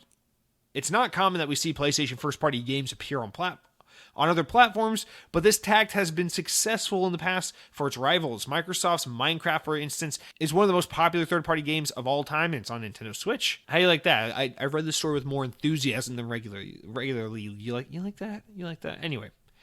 So this was the biggest bombshell news, and I think it kind of hit like a day after the podcast went live last week. Oh well. Anyway, I feel like my thunder's been kind of stolen because when this story first happened late last week, my initial reaction was, there's no fucking way in hell. Microsoft couldn't give Sony enough money to get this game into Game Pass. This is 100% at the hand of the MLB. No way in hell Sony would have allowed this otherwise. And lo and behold, that's pretty much exactly what we're seeing here, which is, as reported by GamesIndustry.biz, who are a pretty reliable source, saying that basically, and this is the weirder thing, because at first I kind of thought maybe it was like Microsoft was kind of pushing it. They were like, oh, hey, MLB, since you're kind of in charge of the license here, like, would you be willing to get this game on Game Pass? Like, what would it take for us to like twist your arm to twist Sony's, And that's kind of what I first thought. But according to the story, it's basically as clear as MLB looked at Xbox and said, they got this Game Pass service, we want the game on this service. Dude, here's the thing. Like, the funny thing is, like, when this story first broke 2 years ago about MLB The Show coming to platforms other than PlayStation, it was pretty obvious from the start. Everyone's like, okay, MLB is like, hey, your contract's renewing or it's coming up for renewal. We want this on other platforms. Do it, or we'll take the franchise somewhere else. It's pretty obvious that was the case. But now we're seeing it be even more aggressive to where like they want this property everywhere. They're like, Microsoft will pay good money to have it on Game Pass. If we get it on Game Pass, it'll make more people aware of it, which is kind of smart when you think about it, because putting a game like MLB The Show on Xbox for the first time ever in the franchise's history is, really cool and exciting. But how many people are really going to know that, without just the help of marketing? I mean, you assume, baseball fans are going to watch baseball games, and MLB The Show gets a really, really heavy marketing push this time every year. So obviously, if you're a baseball fan and you watch baseball, you will inevitably see ads for this game, which will include the Xbox logo. So yes, people will know that. But this, I think, is their way of saying, like, how do we, like, just kind of kickstart to audiences? Like, yes, this franchise is available on Xbox for the first time, and we want you all to know it. It's like, give it to them for free, ostensibly, right? You have Game Pass, you get this game. Boom. And also, games like MLB The Show, sports titles in general nowadays, a lot of their money comes from in-app purchases. So I think the idea is, let's get the Xbox audience hooked on MLB The Show. Let them know, maybe you've never played MLB The Show before because you're an Xbox gamer, you love baseball, this franchise has never been on this platform. We want you to know immediately, fuck RBI baseball, fuck any other brand of baseball game you've ever seen on Xbox. MLB The Show is where it's at. We'll give it to you for free if you have Game Pass. Try it out. You won't go back. And you won't, because MLB The Show is objectively the best baseball game out there. And so from the perspective of Xbox, it's like massive win, huge get for them. Really awesome that they didn't have to do anything. Forever Microsoft, or Xbox rather, has had this issue of, like, they don't have a baseball game. Sony does, and it's really sucked for the longest time. And then just kind of all in the span of like 2 years, it's all just kind of fallen into place for Xbox, where it's like, okay, now they do have a baseball game because the MLB wants it on Xbox. They want it on Game Pass. They kind of did all the legwork for Xbox. They just had to sit there and look pretty the whole time. So this is a really massive get for Xbox. I think the other side of this story is what a massive blow this is to PlayStation, because now PlayStation owns the studio. PlayStation funds the development of the game. They pay the MLB the license to use the game. And don't get me wrong, like, traditionally the way it works is, like, new MLB game comes out. For every copy you sell on PlayStation, Sony gets like 100% of the profits and then cuts MLB a check for licensing, right? So it's like, Sony makes a shit ton of money off this game. It is their game. They own it. It sells very, very, very well. They still make money off of it. And then you also think, like, even with the franchise, or even with the game being on Xbox, Sony still profits. Like, this game's going to be more profitable than ever before, because, again, now that's on Xbox, someone buys the game on Xbox, Sony gets 70% of the money, Microsoft gets 30% for selling the game on their storefront. It's still a win-win for Sony, So it's not like, boohoo, poor Sony, because they make the money on the game no matter where it's sold. But again, it's like, Sony's business model is, we have a single piece of gaming hardware. We make games specifically for this box. You buy the box, you buy the games. That's how we make our money. Xbox is different. It's Microsoft. Remember, they have fuck you God, like, bigger than God money. We already went over this in today's episode. Like, Microsoft can do whatever the fuck they want. They don't need to make money off Halo Infinite for Xbox to be successful, because fuck you, they'll buy your mind share if you don't like what they're doing. It's like, they're Microsoft. So for Xbox, this is totally different, because if something like this happened to them, it wouldn't matter as much, because Xbox is diverse. Xbox is about Game Pass and PC and Xbox and cloud gaming and all these other things. It's all different pieces of the puzzle that make up the Xbox brand, make up the Xbox model, right? Like, profit model. And so for PlayStation, this is like a double fuck you in a sense, because now it's like, okay, they just launched the PS5, which is incredibly in incredibly high demand. No one can get their fucking hands on it, but the people who do have it are like, where are the fucking games? There's no games on this. You look at a console like Xbox Series X, and it's like kind of a similar boat. Of course, it's sold out. Everyone wants it. Where are the games? But here's the thing: is you got Xbox. It's like, it doesn't matter that Xbox Series X didn't launch with the killer app Halo. Would that have helped? Of course. But like, with Xbox Series X, it's like, too bad the big exclusive games aren't here yet, but at least in the meantime, I've got Game Pass with all these games on it. My old games look and run better thanks to backwards compatibility and auto HDR and frame rate boosting, and just the most powerful console of all time, having so much software and power to try and up-res older titles and make them look and run better than ever before. Xbox Series X gives you so many reasons to use and love the box, despite the fact that it's kind of lacking on, like, new first-party content. PlayStation 5 does not have that, because it has piss poor backwards compatibility, no boost to old games whatsoever. The business model is not Game Pass. It is just new game comes out, you buy that fucking game. So if you're on PlayStation right now and you got a PS5, you're just like, okay, I got the PS5. It can play PS4 games, but they don't look or run any better. It can't play PS1, 2, or 3 games because fuck me, right?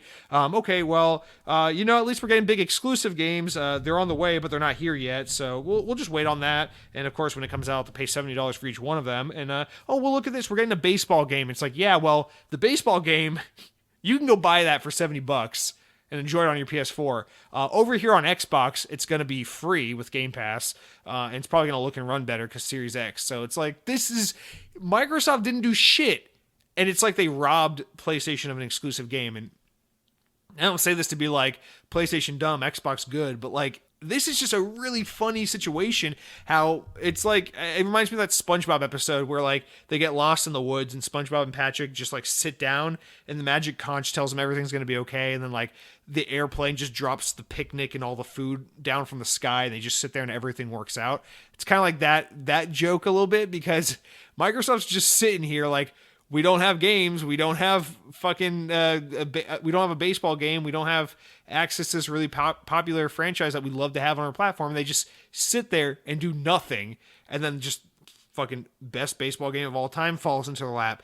Available through Game Pass falls into their lap. A better proposition than if you buy it on PlayStation, even though PlayStation owns the studio that makes it and funded the fucking development of the game, falls into Xbox's lap. It all works out for them, and I think that's just kind of that is one of the most mind-blowing stories. Like if 3 years ago you told me, oh yeah, in 3 years, MLB The Show will be on Xbox and it'll be free for Game Pass subscribers and it'll be $70 on PlayStation and it will be better. You'll be better off playing that new first-party Sony game on your Xbox console. I'd be like, that's about as intelligible of a statement as being like, oh yeah, in 3 years, you'll play Halo 3 on your Nintendo Switch. Like that, it sounds basically like that level of stupidity to me. So the fact that here we are in 2021 saying this story, reporting on this story of all things, I'm just beyond me. It is mind blowing, and it really does up the hype level a lot, because I think at this point, not only should baseball fans be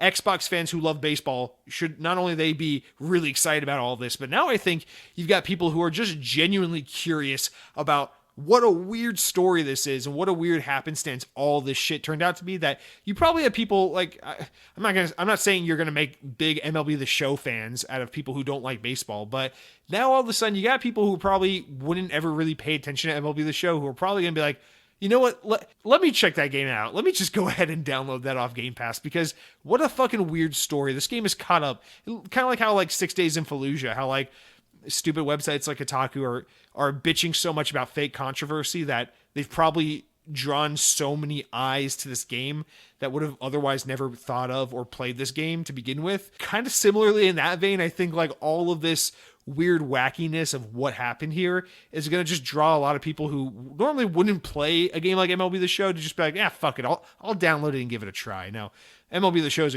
incredibly like realistic and sim-like, so if you don't like baseball, you're probably not going to enjoy MLB The Show. But at the very least, I think it's going to draw a lot of attention and eyes to not only this game, which is already immensely popular, but more specifically to this game on the competitor's platform. Sony must be, there's no way in hell Sony is anything less than just fucking pissed off as all hell. There's no way. If you're Sony, you were so pissed about this.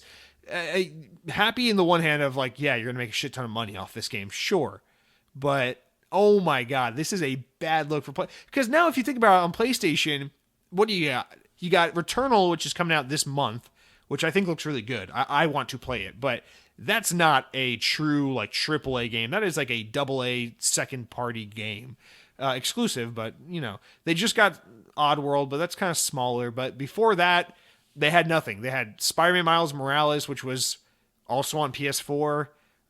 They had Dark Souls, which is a remake of Dark Souls, which is a game that's already so nerdily specific to to people who like playing hard games, so it turns off a lot of other gamers immediately. It's like PlayStation's, I mean, and they'll get better, of course. Ratchet and Clank's on its way, and they got a new God of War and a new Horizon, all that shit in development. PlayStation will be just fine. But rather, for the time being, for this early launch period to like first 6 to 12 months of PS5, it's rough. Like, I genuinely feel bad. If you were someone who's like, I like to play on PlayStation, I was lucky enough to get a PS5, super happy to be here. Like, it fucking sucks to be you right now, because PS5 is just objectively a shittier proposition in every single sense compared to Xbox Series X. And again, remember, PlayStation was incredibly successful last generation for a reason, and they'll continue to be extremely successful this generation anyway.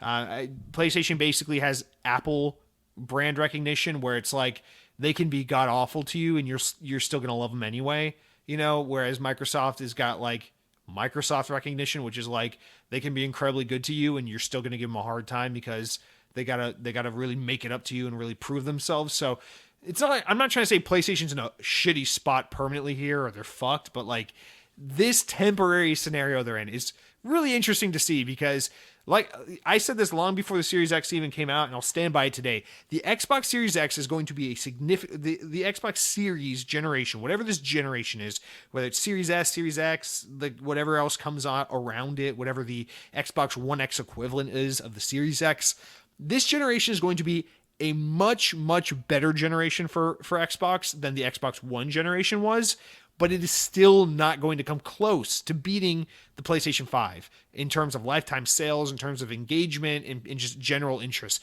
Xbox, I don't think, can compete with PlayStation in terms of the traditional which box sells more units. Can Xbox be bigger than PlayStation in terms of once you combine PC with console with cloud and Game Pass subscription numbers? Sure, I'm not denying any of that, but if we're just talking about Xbox hardware sales compared to PlayStation hardware sales, I still think PlayStation is going to win this generation. It's going to be closer than it was last time, but it's still easily a win for PlayStation. But that doesn't change the fact that for now, from console launch until sometime this fall, it really sucks to be like a PlayStation fan with a PS5 waiting for something good to happen, because we're over here on Series X like, yeah, we'll take all the Yakuza games. And, oh, what's this? Halo 3 is suddenly like a brand new game again. We got new maps on it, and everything has a field of view slider and 120 FPS. Okay, take that. Oh, and take that. And, oh, what's this? All the old Xbox games and Xbox 360 games are on cloud streaming now. Okay, we'll take that as well. And it's just this never ending stream of like, we're making everything better, and it's better, and this is free, and that's better, and remember that's back, and that's better, and that's good. And it's like everything on Xbox is that constantly, and we got great games coming on the way. And yeah, maybe we don't have like Halo Infinite and Perfect Dark and Fable out right now, but you got things like Outriders and MLB The Show, which are pretty good games, and you don't got to pay $70 a pop for them. They're just there because Game Pass. It is incredibly enticing to be the guy that got your hands on a Series X, more so than it is to be the guy who got your hands on PS5 right now. I think that's what stories like this, stories like Outriders coming to Game Pass, stories like, we're just, the console can just automatically boost the frame rate of old games. It's like stories like this continuously compound the story of like, it's real good to be an Xbox owner right now. Not even in a console wars way of thinking, but just in like a sense of like, you, the consumer, are getting so much value out of this console right now, and the games haven't even come yet.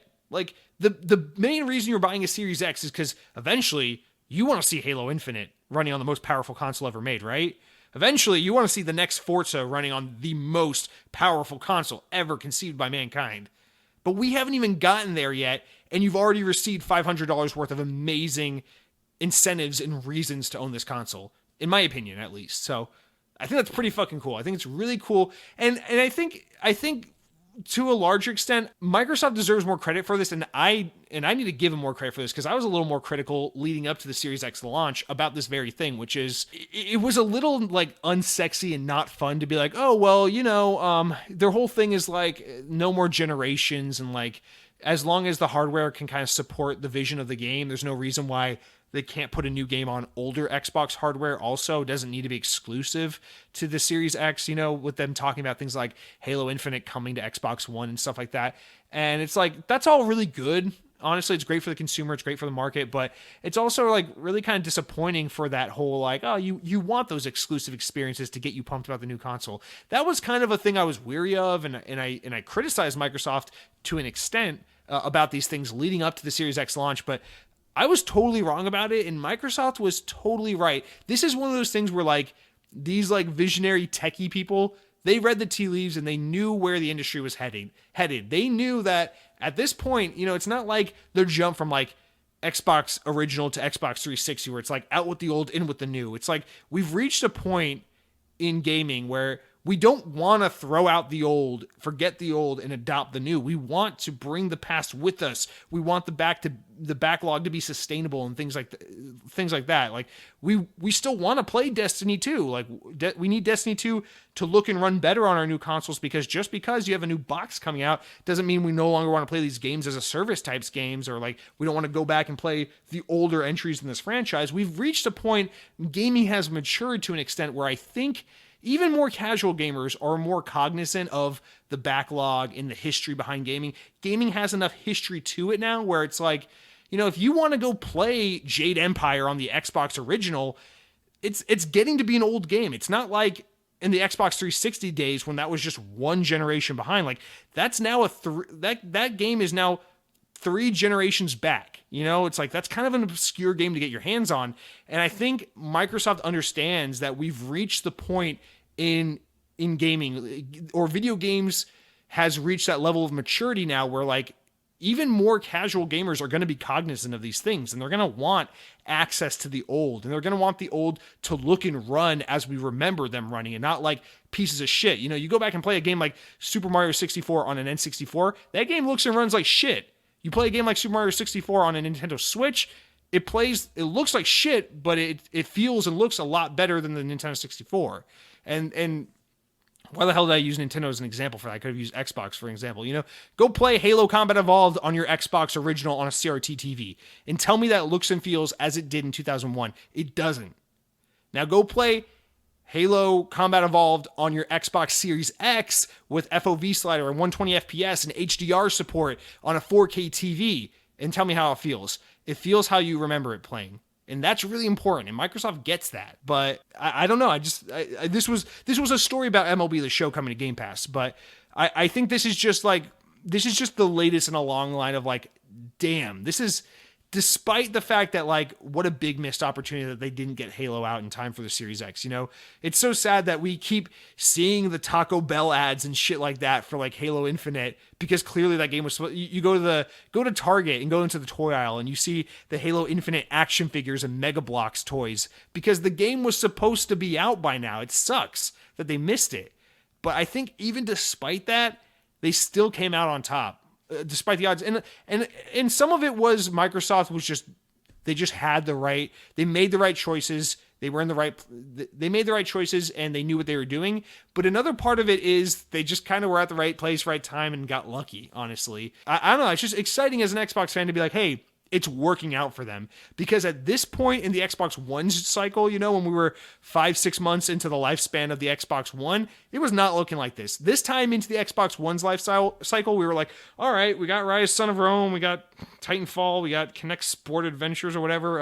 Do we still got to pay for this Kinect thing? Can we lose the Kinect and get maybe $100 chopped off the price tag or something? Remember, they started selling Xbox without Kinect, I think like around 7 or 9 months into the Xbox One's life cycle. Like, Xbox One was not in a great place at this point in its lifespan. Xbox Series X, despite the pandemic and the 1 year delay of Halo Infinite, is in a much better place. And that's exciting. And I don't know. It's just, it's like you fucking get a sundae, they put a cherry on top, you're like, I'm good. And they're like, we forgot the caramel sauce and the sea salt and the fucking second cherry and you like sprinkles, and they just keep putting more shit on top of the sundae, and it's getting better, man. We're all getting diabetes because Xbox is too sweet. All right, that's it. Let's be done with that story. Let's move on to the next one, baby. It's kind of actually a slow news week, so we don't really have that much more to talk about anyway, so I can indulge. Shut up and let me. But our next one here, you guys remember E3? Well, I wish we didn't because it kind of sucks. But here it is. It's back again. Windows Central reports E3 2021 will run from June 12th to June 15th. Several major partners have already committed to be part of E3 2021, including Nintendo, Xbox, Capcom, Konami, Ubisoft, Take-Two Interactive, Warner Bros. Games, and Koch Media, who are, of course, the people who own THQ Nordic and the like. Stanley Pierre-Louis, president and CEO of the ESA, spoke about the event online saying, quote, "For more than 2 decades, E3 has been the premier venue to showcase the best that the video game industry has to offer while uniting the world through games. We're evolving this year's E3 into more of an inclusive event, but we'll still look to excite the fans with major reveals and inside opportunities that make the blah, blah, blah, blah. E3's going digital." That's the story. It's taking place from June 12th to the 15th, and it's going digital. And what are some big notable things here? Well, first of all, Bethesda's not going to be there. And why? Well, because they're owned by Xbox now. So Bethesda shows up at Xbox's showcase. If you like Bethesda game showcases at E3, sorry, they're gone. They're lumped in with Xbox now. To me, that's more exciting because I think Bethesda need to stop doing showcases. There was only 1 or 2 of them that were ever even any good. So that's going to be part of Xbox. So that's one thing to note. Also, Sony's not going to be there again. So that's not surprising. The weird thing is it says Nintendo's going to be there. So that's the part that gets me the most. I know this is an Xbox podcast, but I got to say, Nintendo was the first big player to leave E3. They did, well, not really. So they do the Nintendo Directs, but they associate it with E3. So I guess that's what this means, is that they're just going to do an E3 Nintendo Direct. So it's all digital anyway, so of course it's going to be a Nintendo Direct. But it's weird for them to be like, yeah, we got Nintendo, we don't got Sony.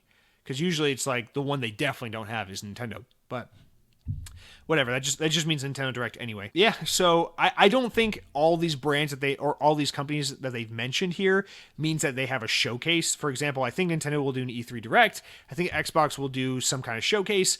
I think Ubisoft will do some kind of showcase, but they mentioned Capcom, Konami, Take-Two Interactive, Warner Bros., Koch Media. I don't think those companies are doing E3 showcases. I think there's going to be some kind of like summer games festival stream or like Game Awards type stream or E3 type stream where you're going to see announcements from some hosts involving a variety of games from these different publishers. So I don't think it's going to be like Konami has a very specific Konami event to show. You know, what else is interesting here is they don't mention Square Enix, and Square Enix has been doing E3 presentations, up until last year when E3 got canceled. So that's a notable one as well.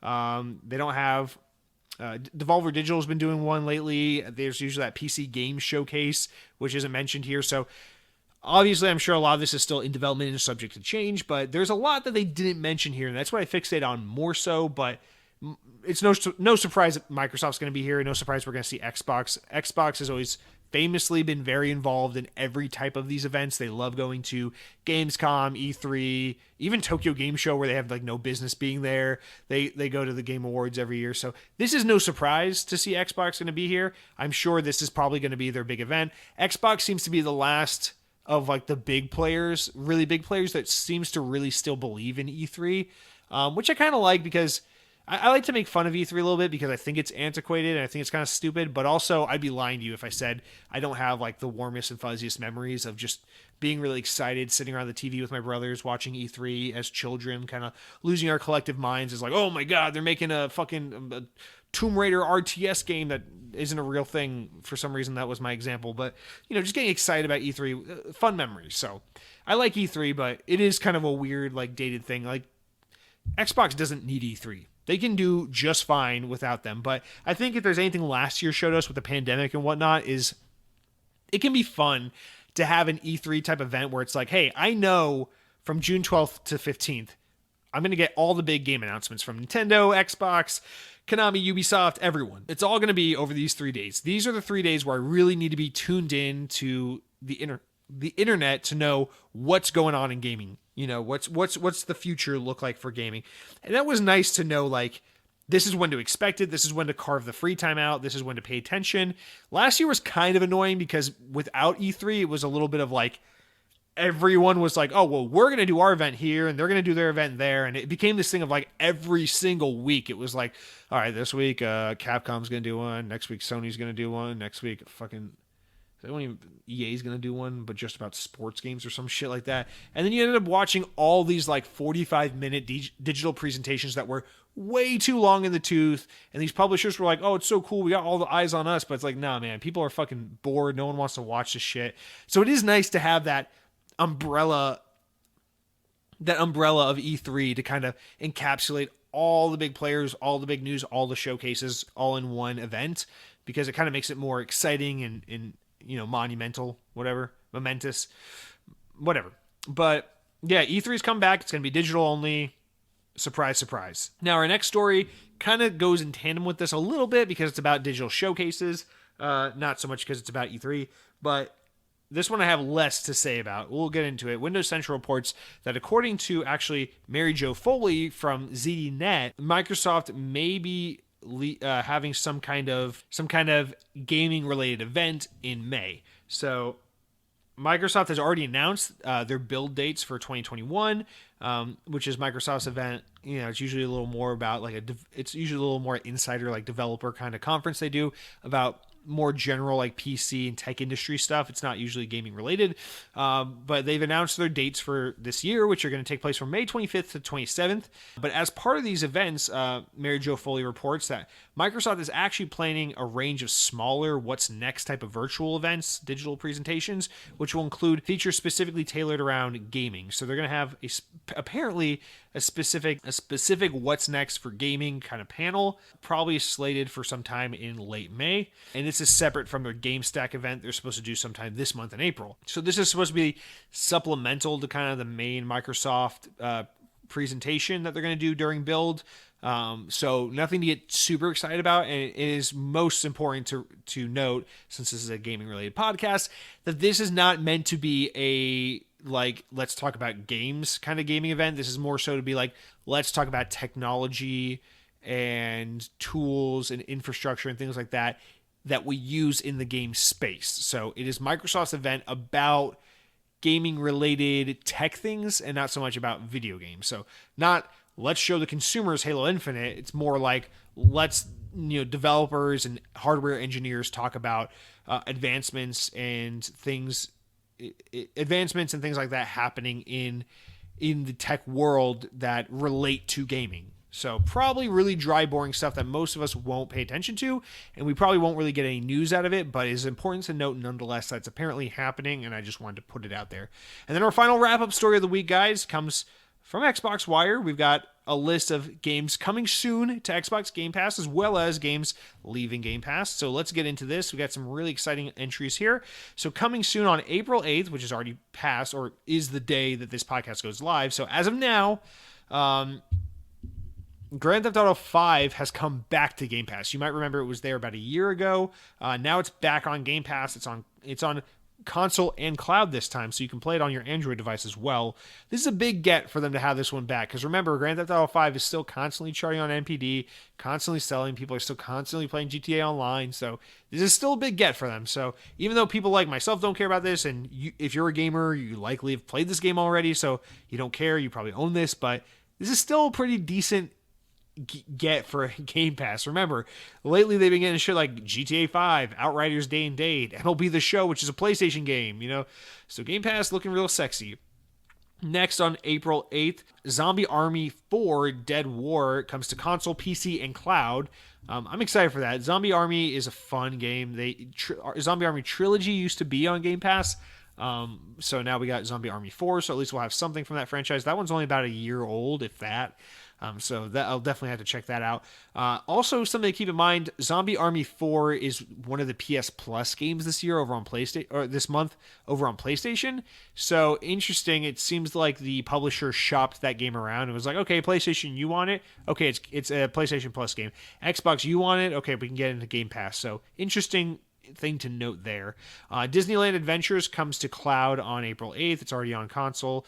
NHL 21 comes to console on April 12th through EA Play. On April 15th, Rain on Your Parade comes to console, PC, and cloud.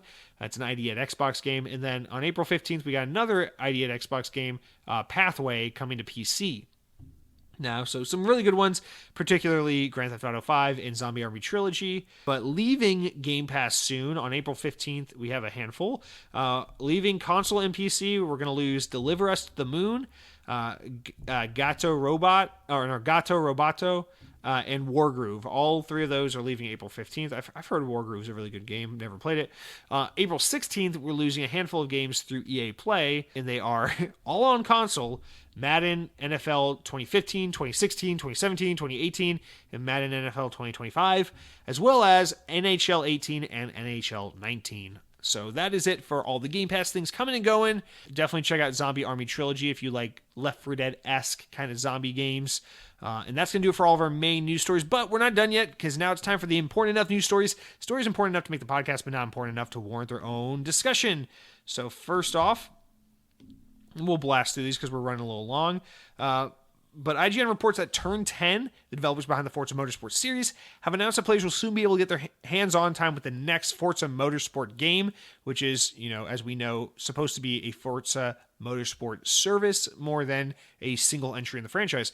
Provided that there are more, all you gotta do is be part of the Forza feedback panel. Creative director of Forza, Chris Isaki, says, quote, "We will soon be able to share to our people in our Forza panel. They will actually be able to get hands-on time as part of the new Forza Motorsport game." The story continues on saying that Forza Feedback Panel is a community which developer Turn 10 works to gather important data on players and to see what they're looking for in the new game. The panel has sent surveys to complete and are asked to join discussions around the development of the next game.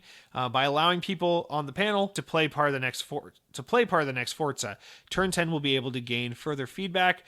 So Isaki notes that if you want to be a part of this, all you got to do is sign up for the panel, and then you will be considered to get early access to the new Forza Motorsport game, which is in development. I assume we will get a lot of information about this game at whatever the next big Xbox event is, probably E3. So that is really exciting, especially considering it's been too long since we've seen Forza, which is normally, of course, an annualized franchise. The next one here, I'm not going to read this. I'm just going to explain. Guys, if you're on Twitter, you'll know that last week Twitter was doing this weird battle of the brands thing. They were basically like, "Oh, we're gonna pick from really funny, edgy, community engaged corporate Twitter accounts and kind of do one-offs, like a bracket championship, and whoever wins, blah blah blah. Or we're gonna see which one's the most popular brand." Basically, they were like, brands like fucking Arby's, which is notoriously snarky on Twitter and shit like that. They're just like, let's get all these corporate brands that try to be all hip and engage with the community and do a face-off and see who wins. And it basically came down to Skittles versus Xbox. And there's a reason why I'm bringing this up. But basically, Skittles upped the ante and said, "Guys, it's just us versus Xbox in the finals. If you guys vote Skittles and we win as the best Twitter marketing brand or whatever, we will bring back the green or lime-flavored Skittle for you to have." And that got people really excited. So Aaron Greenberg of Xbox and the Xbox team were like, okay, let's up the ante. If we can beat Skittles, if we can be the number one winner here, we promise we'll take that Xbox Series X mini fridge that, was kind of a meme and turn it into an actual legitimate thing that you can purchase, whether it be a new item or a limited time thing or however they want to distribute it. But they're like, we'll make it a real thing if you guys win.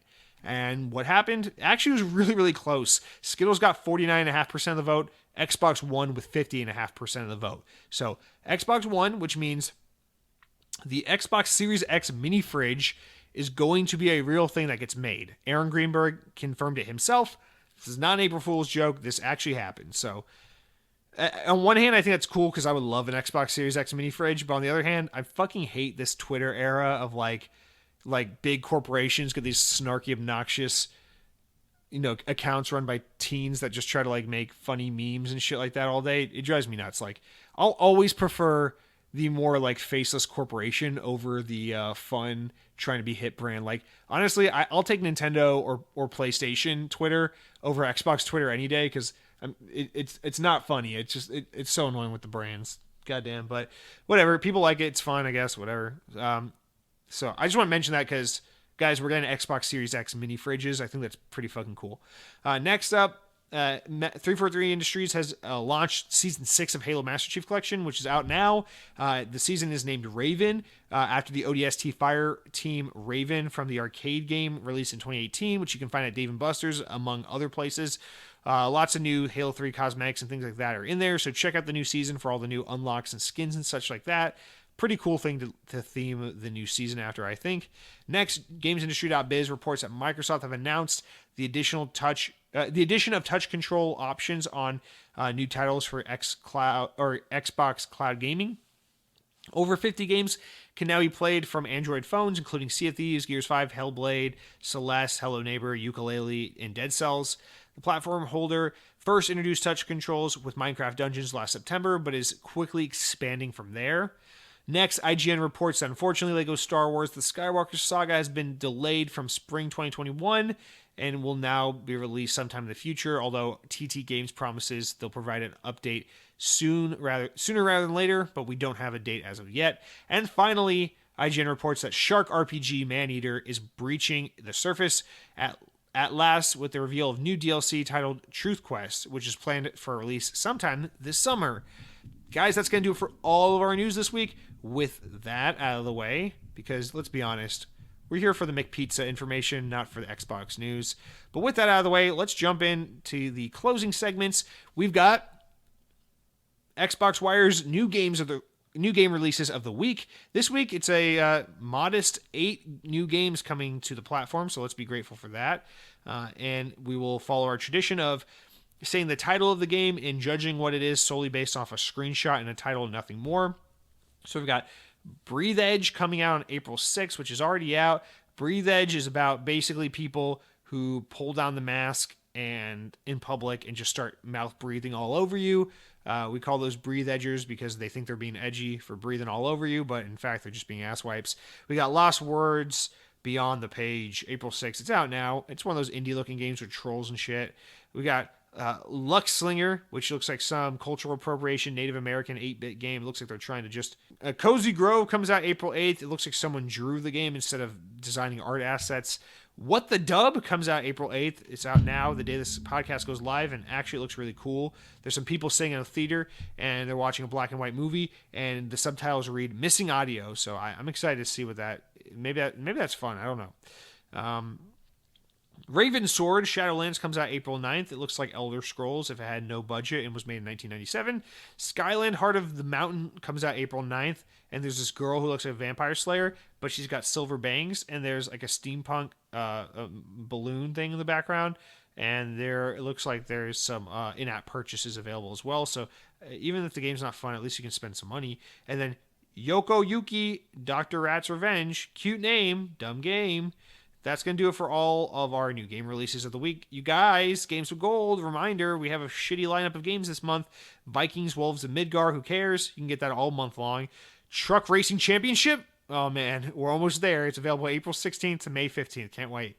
Dark Void, it's available now until the 15th. Make sure you download that shit. I've always wanted to try that game, actually. And Hard Corps Uprising, which is basically just a Contra game, is available from April 16th to the 30th, so download that when it's available, or don't. It's up to you. But guys, with that said, we're out of content. We're running long this week. I hope you liked the podcast. I hope you're on your computers right now looking up the Universal Orlando Resort and booking your vacations to the Cabana Bay because they've got the pizza. Disney sure as hell doesn't. I don't know where else you're going to find this good resort pizza, but it ain't going to be at Disney, so might as well book your trip to the Universal Orlando Resort. If you have any questions about booking your stay, about vacation planning, anything like that, be sure to reach out to me on Twitter at @SecondBestRock. More than happy to help you plan the perfect vacation for you and your family this summer, whether it be the Walt Disney World Resort, the Universal Orlando Resort, Disney Cruise Line, SeaWorld Orlando, or just any adventure here in the Central Florida area. You let me know. I'll help you book the perfect vacation to fit your dreams. This episode is sponsored by our travel agency, Dollar Shave Club, and it's sponsored by sleep apnea, because only sleep apnea has the power to unpower your dreams, because you can't go to sleep, so you can't dream. All right, bye. Open your eyes, I've got to buy. Night tonight, I use this word tonight, don't rise. Open your mouth, say what's on your mind.